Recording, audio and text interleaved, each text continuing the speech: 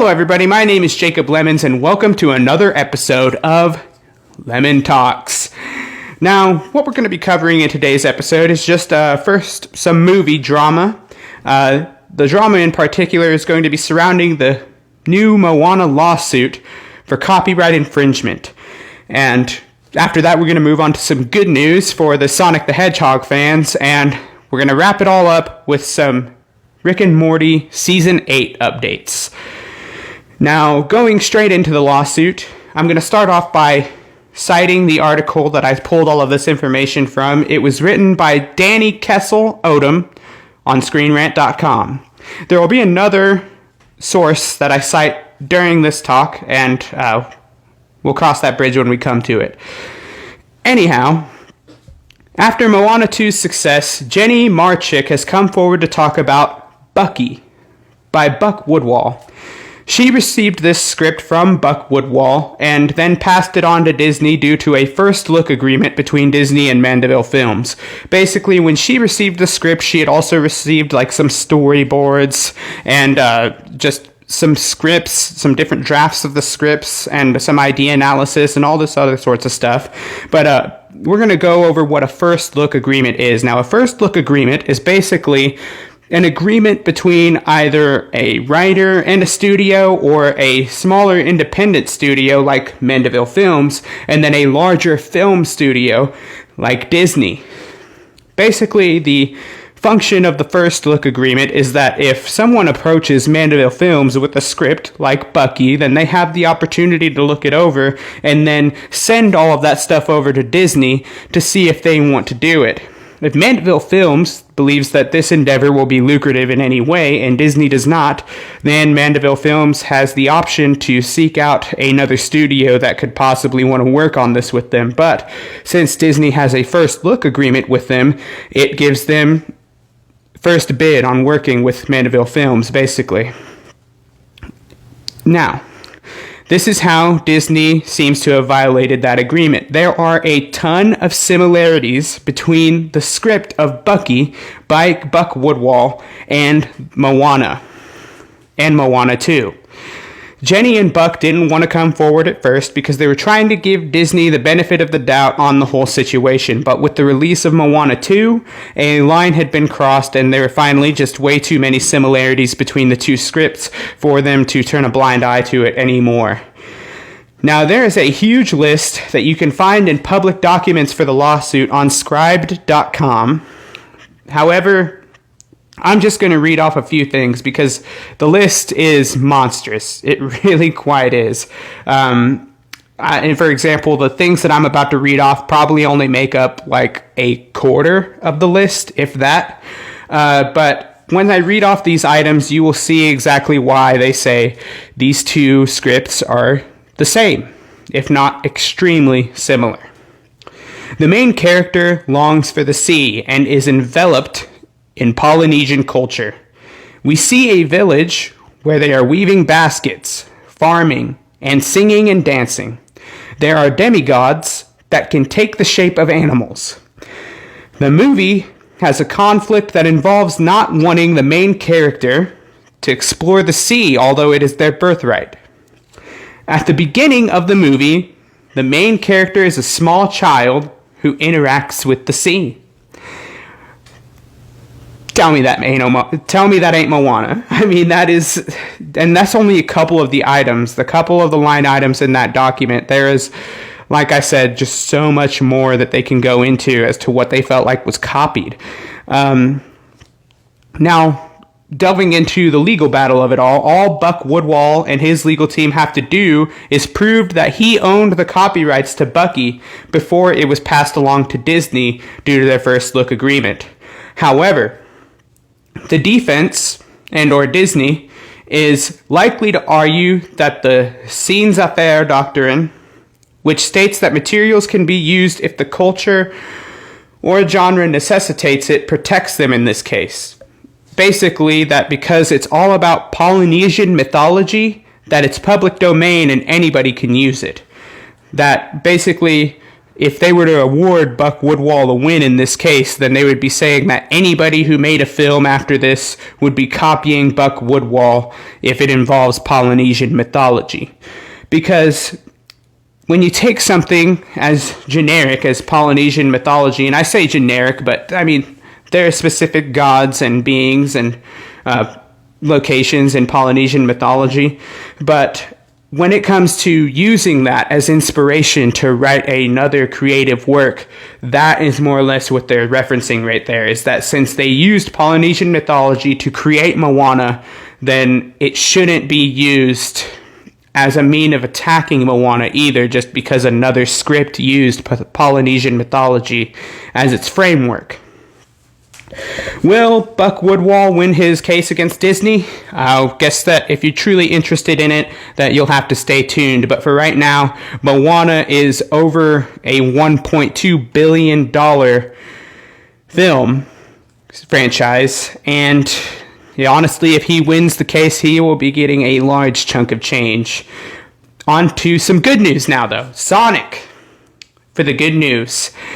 Now, this is information that is compiled from a couple of articles, actually, that were written by Bella Garcia on ScreenRant.com.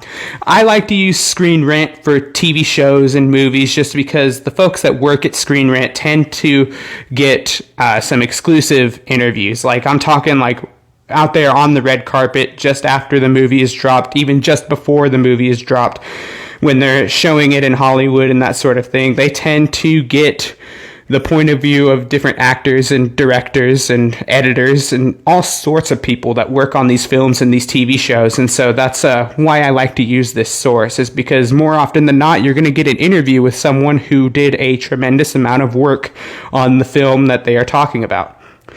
Now, the Sonic franchise has been very successful, and this wasn't something necessarily covered inside of the article, but it's just something that you can see publicly, like with public perception, probably through your own eyes, something that you've witnessed, is that Sonic has been successful as a franchise because of its desire to listen to its fans. Everybody remembers the original Sonic design for the big screen and how scary the original design for Sonic was. I mean, truly, it had missed the mark like nothing else that I can think of off the top of my head. Sonic typically has some pretty big wide eyes, and they were bent on making Sonic look less cartoony and more realistic to what a hedgehog looks like, and nobody asked for that. They ended up redesigning his character entirely, and then that led to the major success of the first film, which now it has just come out with its third, and now they've been approved for a fourth, and so they will begin work on a fourth film, all because they have done one thing, and that's listened to what their fans want, or known exactly what their fans want. Each of the Sonic films has had an end credit scene similar to the Marvel style. The Marvel Cinematic Universe at the end of their films, I'm sure that a majority of people know out there. If you sit through the end credits of these films, then you are given a special secret scene at the end that typically gives you information about where the film studio is deciding to go next. Now, I won't give too many details, but basically at the end of the third film for Sonic, there was another end credit scene that confirmed the survival of some characters, as well as the arrival of another. And that arrival was much anticipated, might I say. There were a lot of people saying that they hoped that character showed up in the actual film. I could only imagine the surprise inside of the theaters when they saw that character at the end of the film, after the credits. Jeff Fowler, the director for all three of these films, and he will also be directing the fourth one, has stated that whatever the film's direction goes, that he wants to prioritize the game's mythology over anything else. And this is exactly what I feel like Sonic fans want to hear out of this film franchise, because something like Marvel, you can talk about wanting to stay true to the comic books all day, but the fact of the matter is that the comic books is a multiverse. There are multiple different outcomes, multiple different versions of multiple different characters, and so basically staying true to the comics is a very broad definition for Marvel, but staying true to the game mythology, I feel like that is as specified as it can be. They are specifically saying that what has happened in the video games, and based on the films as they've come out so far, this is absolutely true, that they are going to produce the film Sonic off of his abilities, off of his storyline from these video games. For those of you that have no idea what Sonic the Hedgehog is, it is a beloved childhood character to many. It was basically Dragon Ball Z, but for kids. Like, if your parents thought that Dragon Ball Z was just way too violent and that you weren't allowed to watch it, you were one of those sheltered kids, then odds are your parents turned on some Sonic the Hedgehog for you, because Sonic the Hedgehog was bright, colorful, didn't have any blood, and whenever there was fighting, it wasn't gory by any means. There weren't people getting vaporized, basically. But I think that this is a great outlook for the Sonic franchise, and I'm excited to see where it goes. Now, on to Rick and Morty Season 8 update. This article was written by Josh Kerp on uproxx.com. That is UPROXX.com. Now, Josh is a senior editor at Uproxx, and he's actually had a chance to talk with some of the people that work on Rick and Morty. And so some of this is about as close to a confirmation to what they're working on as you're going to get. Now, Season 8 will continue as they saw enough success from Season 7 to get approved for 12 seasons. So Season 8 will not by any means be the last season of Rick and Morty that they produce, but many were fearful for the future of Rick and Morty, particularly because Justin Roiland and his controversy, which forced him to exit the entire series after Season 6. If you would like to know the details of what made him leave the series, look it up for yourself. I don't feel like I should discuss it at this time, and also, those who were truly interested probably already know what I'm talking about. But just know that they had good reason for parting their ways with Justin Roiland, and they are all the better for it. I mean, they found other voice actors that can do the characters he was doing on the show anyway, and they've remained successful. And so, very, very happy for them. Now, a major storyline, and probably one of the few that branched across multiple seasons, was the storyline of our Rick C-137's hunt for Rick Prime. Now, this saw its end in Season 7, as well as the exit for Evil Morty, at least for the time being. Rick Prime, if those of you don't know, is basically a Rick that started it all. Rick is a scientist that has discovered multidimensional travel, and so therefore he knows multiple different versions of himself, and Rick Prime was the original. He was also believed to be the smartest, but in the end, he was outsmarted. Evil Morty, on the other hand, is a Morty who existed with another Rick in another timeline, and that Rick actually got taken over by his Morty. He had placed cybernetic implants into his Rick so that way he could puppeteer him. But Evil Morty is basically the smartest, or at least we speculate that he is the smartest of the Mortys. And we say that one's intelligence sometimes, it can haunt them. It can be a curse of sorts. And with Evil Morty, that seems to be the case. He's so smart that he's burdened by it. And so at the end of Season 6, at the end of Season 5, he exited what's called the Central Finite Curve. And basically, the Central Finite Curve is a pocket of multiple different dimensions that Rick has decided to confine all the versions of his family to. They aren't allowed to exit that curve, and Rick, being the smartest being in all of these universes, has basically made it to where anybody who lives inside of these universes is burdened to have him as their smartest creature. Whether or not he's the strongest just depends on whether or not intellect is the thing that gives him the one-up in the confrontation. Now, even Morty wanted to leave the central finite curve in order to be left alone. Keep that in mind, because another thing that I wanted to talk about is that some of these characters will be getting their own episodes. Some of the side characters, Jerry and Summer, might be getting their own episode in this season, one that's centered around them. But this was unconfirmed information. Basically, this is speculation on Josh's part. But he said that when he was talking to the show's developers that they had said something along the lines of this, that characters like Jerry and like Summer would be getting their own episodes.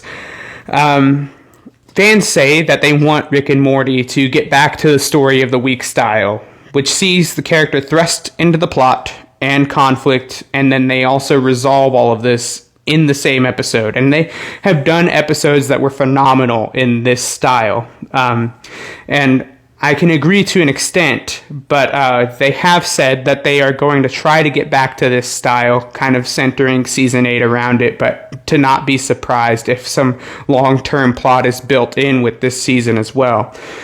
Some fans, I feel like, tend to forget that there have been a couple of things outside of Rick Prime that have been long-term plots. Simply, the return of certain characters also facilitate this. Bird Person is supposedly Rick's best friend, and there was a time where he was ripped apart by the Galactic Federation and turned into Phoenix Person, and then he rehabilitated Phoenix Person back into Bird Person, where Bird Person found out that he had a daughter, and he's entered his saga as a father. That is one example of a long-term plot. Mr. Poopy Butthole is also a zany character, to say the least, but he has been at the end of every season of Rick and Morty, and we never thought that it was ever actually building to anything, but there was a heist episode for Rick and Morty that Mr. Poopy Butthole took part in, and ever since that, they've placed like little plot pieces here and there and developments into the life of that character, basically losing his wife and his kid and having to find a way to live on without them because they've rebuilt the family, and kind of how Rick had a hand in ruining some of that for him. I would even argue that Story Lord is starting to become that kind of a recurring character where there's a long-term plot coming for him as well. Again, this in particular, there's no confirmation as to whether or not this is true. Just someone who's watched the series multiple times, I can tell you that Story Lord, even though his appearances do center around the roast of literary devices and literary tools, every time he comes back, he builds upon the last interaction that he had with Rick and Morty, referencing it and then referencing how he's going to get back at them for everything that they've done. And so you can see a continuity there. In summary, there is a constant desire for original stories out there. There's so many people that are saying there's way too many remakes. We need originals. Moana and Disney should have gotten permission and paid Buck for the script, and then it wouldn't be wrapped in a lawsuit. Moana is one of those stories that is fairly original, but now because it's wrapped up in this lawsuit, we don't know how much credit it's going to be able to be given in the future. Sonic, however, is a great example of how it's fine to add your own touch to a franchise as long as you stay true to the source material. That's all anybody asks for, is that you do not wander away from what made the product great. And Rick and Morty, they have always been original, or at least called themselves out in a way that serves as entertainment to their audience if they aren't original. My message to Rick and Morty fans after going over the Season 8 updates is just to stay cool, bro, and enjoy the ride of Rick and Morty. Rick and Morty, 100 years! Now, that has been this episode of Lemon Talks. Feel free to comment and share your opinions on these topics with me. Voice crack, by the way. But feel free to share your opinions on this topic with me, and